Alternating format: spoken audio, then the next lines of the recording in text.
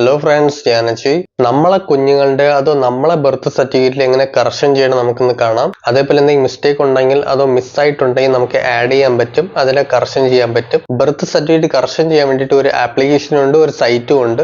Application ആണെങ്കിൽ play സ്റ്റോറിൽ available ആണ്. K-Smart എന്ന് സെർച്ച് ചെയ്തിട്ട് ഇൻസ്റ്റാൾ ചെയ്യുക. അതിനെ ഇൻസ്റ്റാൾ ചെയ്തതിനു ശേഷം ഓപ്പൺ ചെയ്യുമ്പോൾ ലോഗിൻ ചോദിക്കും. അഥവാ നിങ്ങളെ കുഞ്ഞുങ്ങളുടെ ബർത്ത് സർട്ടിഫിക്കറ്റ് കറക്ഷൻ ചെയ്യുകയാണെങ്കിൽ അവരെ അച്ഛന്റെ ആധാർ നമ്പർ വെച്ച് ലോഗിൻ ചെയ്യണം. അഥവാ നിങ്ങളെ സ്വന്തം ബർത്ത് സർട്ടിഫിക്കറ്റ് കറക്ഷൻ ചെയ്യുകയാണെങ്കിൽ നിങ്ങൾ സ്വന്തം ആധാർ നമ്പർ വെച്ച് ലോഗിൻ ചെയ്യാൻ പറ്റും. ഓക്കെ, ഈ വീഡിയോയിൽ തന്നെ നമുക്ക് കറക്ഷൻ ചെയ്യേണ്ടതും ഡൗൺലോഡ് ചെയ്യേണ്ടതും കാര്യങ്ങൾ ഞാൻ പറഞ്ഞു തരും. സോ വരൂ വീഡിയോയിലേക്ക് പോകാം. ഓപ്പൺ ചെയ്യുമ്പോൾ ഇതേപോലെ ഒരു ഇന്റർഫേസ് ഓപ്പൺ ആക്കും. ഇവിടെ നമുക്ക് ന്യൂ ആപ്ലിക്കേഷനിൽ കൊടുക്കണം.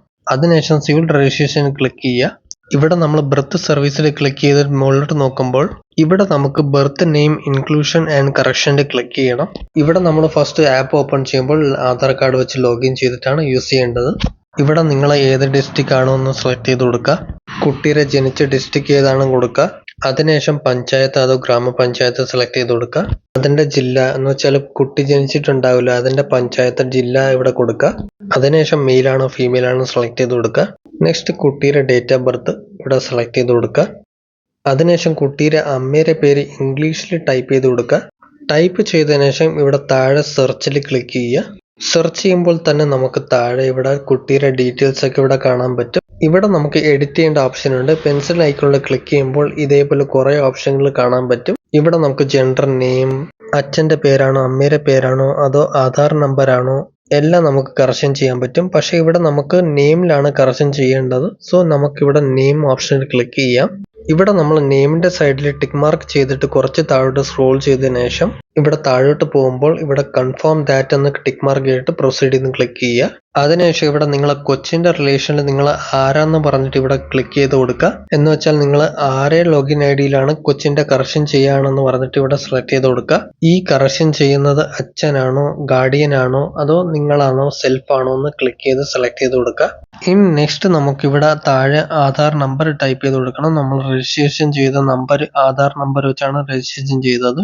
സോ ആ ആധാർ നമ്പർ ഇവിടെ ടൈപ്പ് ചെയ്തിട്ട് അതേപോലെ മുകളിൽ ഇവിടെ ആധാർ നോട്ട് അവൈലബിൾ എന്ന സൈഡിൽ കാണുന്ന ടിക്ക് മാർക്ക് ചെയ്ത് കൊടുക്കുക.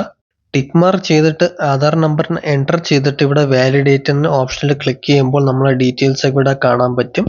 അതേപോലെ നമ്മൾ മുകളിലോട്ട് സ്ക്രോൾ ചെയ്തിട്ട് ഇവിടെ സൈഡിൽ കാണുന്ന വാലിഡേറ്റിൽ ക്ലിക്ക് ചെയ്തിട്ട് ആധാർ നമ്പറിൽ നിന്ന് ഒരു OTP പോയിട്ടുണ്ടാകും. ആ OTP നമുക്ക് ഇവിടെ ടൈപ്പ് ചെയ്തിട്ട് എന്താണെന്ന് വെച്ചാൽ ഈ ആധാർ നമ്പർ നമുക്ക് വെരിഫൈ ചെയ്യാൻ വേണ്ടിയിട്ടാണ് ഇവിടെ OTP.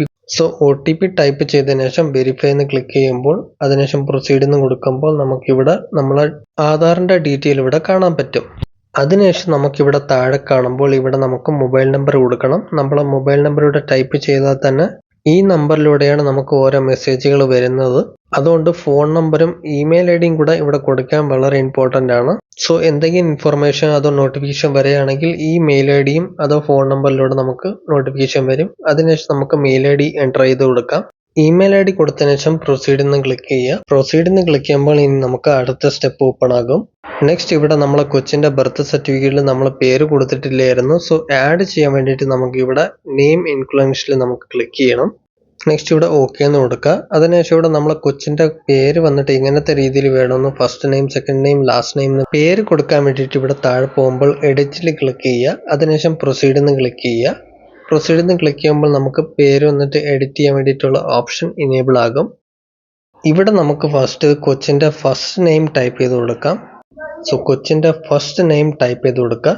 അതിനുശേഷം മിഡിൽ നെയിം ഉണ്ടെങ്കിൽ മിഡിൽ നെയിം ടൈപ്പ് ചെയ്ത് കൊടുക്കുക. അതിനുശേഷം ലാസ്റ്റ് നെയിം ടൈപ്പ് ചെയ്ത് കൊടുക്കുക.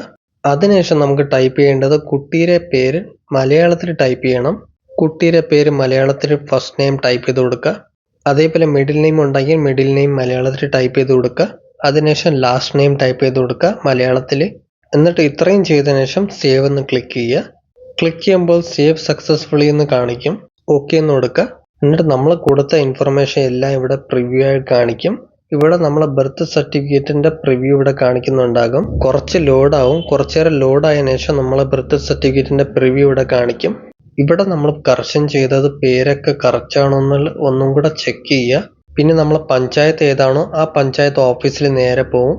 ആ പഞ്ചായത്തിൽ നിന്ന് നമുക്ക് അപ്രൂവൽ കിട്ടും. അതിനുശേഷം നമുക്ക് ഡൗൺലോഡ് ചെയ്തെടുക്കാൻ പറ്റും ബർത്ത് സർട്ടിഫിക്കറ്റ്. ബർത്ത് സർട്ടിഫിക്കറ്റിൽ എല്ലാ കാര്യങ്ങളും കറക്റ്റ് ആണോ എന്ന് ചെക്ക് ചെയ്തതിനു ശേഷം ഇവിടെ നമുക്ക് താഴെ കാണുമ്പോൾ IFAMൽ ടിക്ക് മാർക്ക് ചെയ്യുക. അതിനുശേഷം പ്രൊസീഡ് എന്ന് ക്ലിക്ക് ചെയ്യുക. പ്രൊസീഡ് എന്ന് കൊടുക്കുമ്പോൾ തന്നെ നമുക്ക് ഇവിടെ സബ്മിറ്റ് ഓപ്ഷൻ കാണിക്കും. ഇവിടെ നമുക്ക് സബ്മിറ്റ് ഓപ്ഷനിൽ ക്ലിക്ക് ചെയ്യണം. സബ്മിറ്റ് ചെയ്യുമ്പോൾ തന്നെ നമ്മൾ മൊത്തം ഫോം വന്നിട്ട് സബ്മിറ്റ് ആകും. അപ്പോൾ തന്നെ ഇവിടെ നമുക്ക് അക്നോളജ്മെന്റ് നമ്പറുകൾ കാണാൻ പറ്റും. ഈ ഒരു ഷീറ്റ് നിങ്ങൾ സ്ക്രീൻഷോട്ട് എടുത്ത് വയ്ക്കുക നിങ്ങളുടെ ഫോണിൽ. ഓക്കെ ഫ്രണ്ട്സ്, വീഡിയോ ഇഷ്ടപ്പെട്ടാൽ ലൈക്ക് ചെയ്യൂ. ഇനി ഇൻട്രസ്റ്റിംഗ് കാര്യങ്ങൾ അറിയാൻ വേണ്ടി നമ്മുടെ ചാനൽ സബ്സ്ക്രൈബ് ചെയ്യൂ. ഇനി നമുക്ക് ഇൻട്രസ്റ്റിംഗ് വീഡിയോയിലൂടെ കാണാം. അന്നേരം ബൈ.